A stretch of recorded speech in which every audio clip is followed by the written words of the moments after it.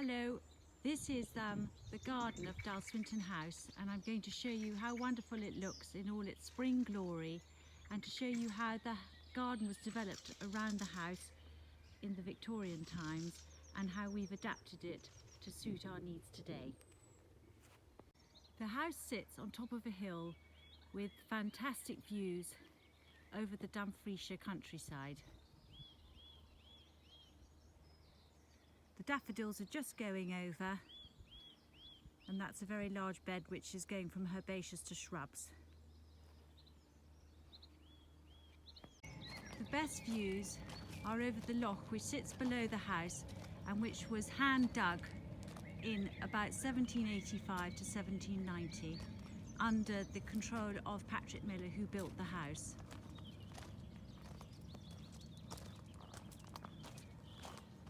The views are really spectacular from this side of the house. My husband and I have lived here for about 16 years, and at the time when we moved here there wasn't a garden immediately around the house, so we've developed this part of the garden, which, as you can see, comes in off the side of the house. We've got a large herbaceous bed with some very lovely pots at the moment because we were meant to have a wedding for my daughter last week. The tennis court was put in by my husband's grandfather, not in the best place because it's almost inside the house, but we've done our best to disguise it with kiss-cake roses up the side, and you can see the herbaceous border goes right the way round. And then ahead of you is a laburnum arch which my parents-in-law put in, which is absolutely amazing and is about 28 years old now. Below you can see the top of the stable block, a little clock tower, and that sits just below the house. Here's some more views of the garden, and on the other side of the river, the buttocks of Portrack. There's a little summer house. The daffodils are just going over, actually, they were early this year.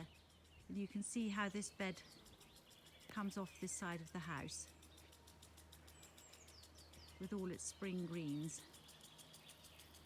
Done a lot of work on the lawns and scarifying in the last couple of weeks.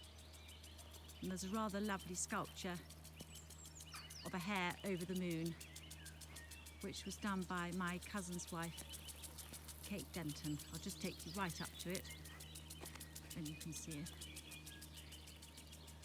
It's rather lovely. It sits in amongst the roses when they're all out later in the year.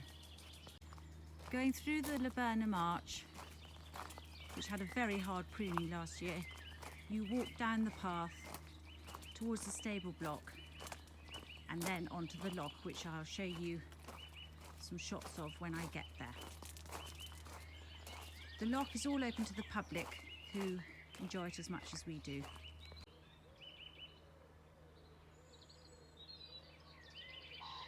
This is the view from just leaving the garden gate.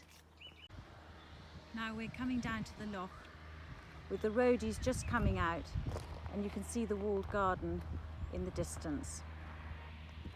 We've got white beam planted closer to the loch and a lovely row of very early flowering cherry blossom on the left.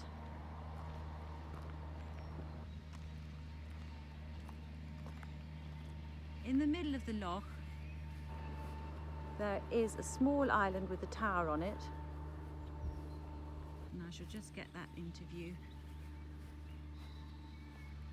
as I walk down to the water's edge.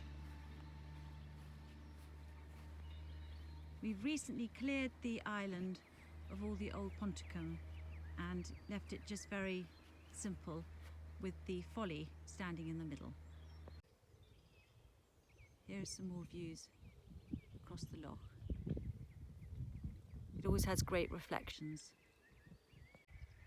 Here's another view of the clock tower and the new cherry trees that we've planted to disguise the sheds behind the stable block.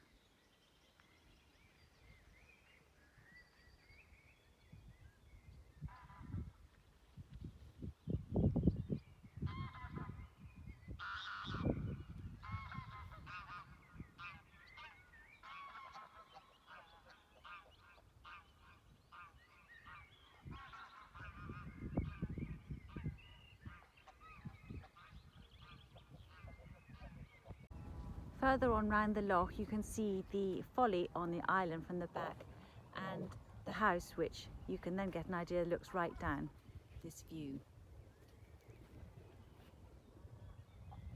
with all the lovely spring greens. Just for these few days are perfect.